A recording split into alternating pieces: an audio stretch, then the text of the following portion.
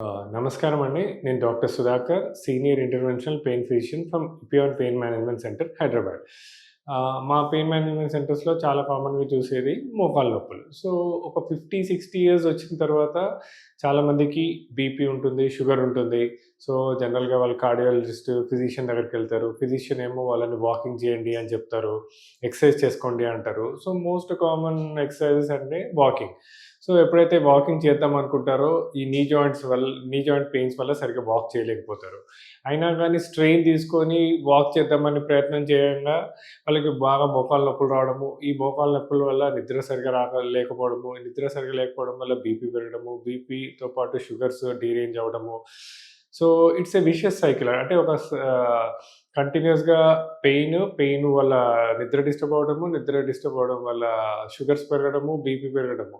So, ఏం జేయాలి? ఎలా మేనేజ్ చేసుకోవాలి? ఒక పెద్ద కన్‌ఫ్యూజనల్ స్టేట్‌లో ఉంటారు. సో, ఇలాంటి వాళ్ళకి మా పెయిన్ మేనేజ్మెంట్ సెంటర్స్‌లో ఒక హోలిస్టిక్ అప్రోచ్, అంటే ఒక మల్టీ మోడల్ అప్రోచ్ ద్వారా, అంటే ఫస్ట్ థింగ్ వాళ్ళకి చెప్పేదేంటంటే, వాళ్ళు చేసుకోవాల్సిన ఎక్సర్‌సైజెస్ ఏంటి? వాళ్ళ డైట్ ఎలా? అంటే వెయిట్ మేనేజ్మెంట్ కోసం ఒక ప్రాపర్ డైట్, అంటే ప్రోటీన్స్ ఎక్కువ తీసుకోవడము, క్యాలరీస్ తక్కువ తీసుకోవడము, కార్బోహైడ్రేట్స్ తక్కువ తీసుకోవడము. రెండోది కొన్ని strengthening exercises and breathing exercises. అంటే స్ట్రెంథెనింగ్ ఎక్సర్సైజెస్‌లో మెయిన్ ఇంపార్టెంట్ నీ జాయింట్‌కి సపోర్ట్ వచ్చే మజిల్స్, అంటే like quadriceps muscles, hamstring muscles strengthening exercise చేసుకోవడము. తర్వాత ఆహ్, డైట్ ద్వారా వెయిట్‌ని కొద్ది వరకు తగ్గించుకోవడము. అంటే small quantities, more number of times, more of proteins, less of carbohydrates అలా తీసుకోవడము.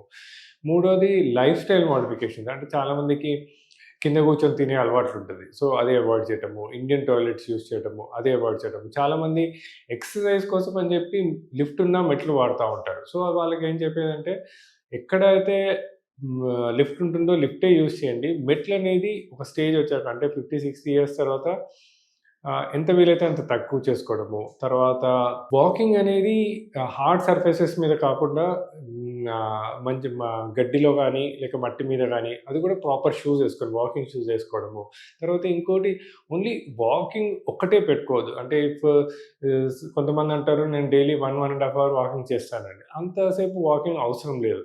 జస్ట్ ఒక 20 మినిట్స్, 15, 20 మినిట్స్ వాకింగ్ చేసుకొని, మిగతా time quadriceps strengthening exercises, hamstring strengthening exercises, తర్వాత కొద్ది వరకు stretching exercises, breathing, breath holding, ఇలా కొద్దిగా ఎక్సర్‌సైజెస్ మార్చుకొని, తర్వాత ఫుడ్ హ్యాబిట్స్ మార్చుకొని, తర్వాత లైఫ్ స్టైల్ మోడిఫికేషన్స్, లైక్ ఇంతకుముందు నేను చెప్పినట్టు కింద కూర్చోవడము, కింద పడుకోవడము, స్క్వాటింగ్ చేయటము, ఇలాంటివన్నీ అవాయిడ్ చేసినట్టయితే ఆ నీ జాయింట్ మీద స్ట్రెయిన్ పడే యాక్టివిటీస్ అన్నీ తగ్గుతాయి.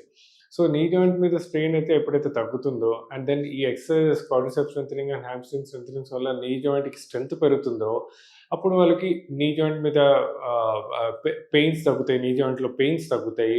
దాంతోటి కొద్దిగా నిద్ర బాగా పడుతుంది. నిద్ర మంచిగా పట్టినప్పుడు బీపీ, షుగర్స్ కంట్రోల్‌లోకొస్తది. ఇంకా కూడా తగ్గని పక్షంలో చిన్న చిన్న ఇంజెక్షన్ పద్ధతుల ద్వారా, అంటే ప్లాస్మా థెరపీ. చాలామందికి ప్లాస్మా థెరపీ అంటే చాలా అపోహలుంటాయి. షుగర్ ఉన్న వాళ్ళకి, బీపీ ఉన్న వాళ్ళకి ఓల్డ్ ఏజ్‌లో సరిగ్గా పనిచేయదని. అదంతా అపోహ అండి.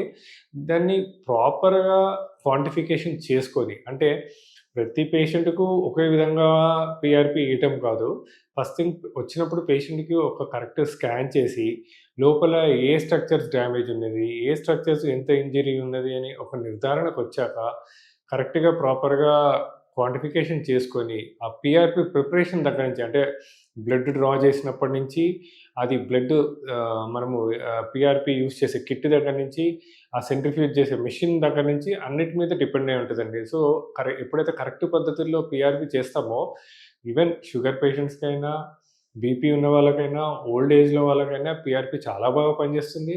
ఈ ప్లాస్మా థెరపీ ద్వారా ఆహ్, ఏవైతే చిన్న చిన్న స్ట్రక్చర్స్ నీ జాయింట్‌లో కొద్ది వరకు డ్యామేజ్ అయినాయో, వాటినన్నిటిని కొద్ది వరకు రిపేర్ చేసుకొని, కొద్ది వరకు రీమోడలింగ్ చేసుకున్నట్టయితే నొప్పనేది తగ్గుతుంది. సో, నొప్పి తగ్గిన తర్వాత స్ట్రెంథెనింగ్ ఎక్సర్సైజ్ చేసుకున్నట్టయితే నీ జాయింట్ పెయిన్స్ తగ్గుతుంది. సో, ఇలా చిన్న ఇంజెక్షన్ పద్ధతి ద్వారా, లైఫ్ స్టైల్ మోడిఫికేషన్స్ ద్వారా, మన ఫుడ్ హ్యాబిట్స్ చేంజ్ చేసుకోవడం ద్వారా, మోకాళ్ళ నొప్పితో బాధపడుతున్న వాళ్ళకి ఒక మంచి పరిష్కారం మా పెయిన్ మేనేజ్మెంట్ సెంటర్స్‌లో ఉంటుంది.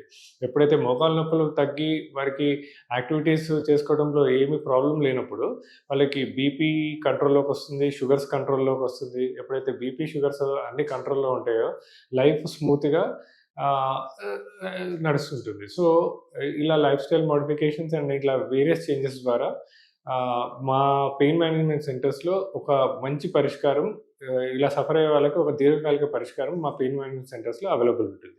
Thank you.